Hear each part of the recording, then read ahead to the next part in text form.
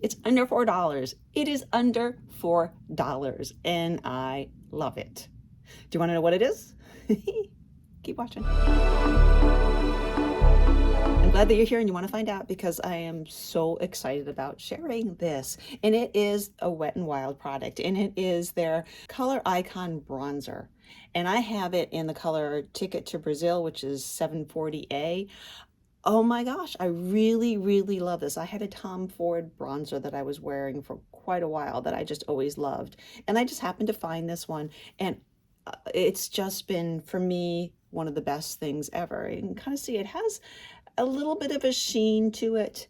You can kind of see that, and I'm going to give you a little sample. But I think what is so wonderful about this, I don't know how well you can really see, but I think what is also so wonderful about this is that it's not in your face kind of bronzer.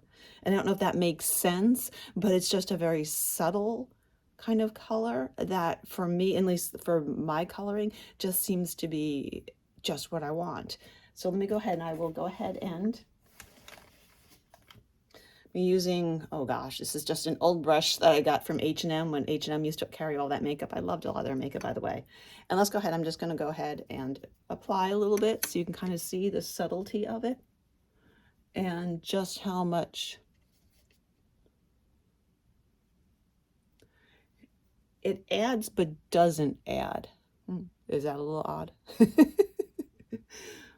Okay, so it's just that subtleness, and I'll go into not being that in your face kind of bronzer, and yet it still does that beautiful thing that I want a bronzer to do, of just kind of carving out your skin a little bit, keeping it from being too monotone. Now, what I also love to do, I'm not a big eyeshadow person, but what I love to do is also use this for an eyeshadow. So I'll take it on the big brush as well too, and I'll kind of just put it a little bit right there in my eyes. Again, remember, it's just a beautiful, beautiful, subtle color. And then I'll take another little smaller again. This is one of the e.l.f. Flawless Concealer Brush. I found this is wonderful just for eyeshadow for me, again, because I'm just putting this on here and really just blending it out.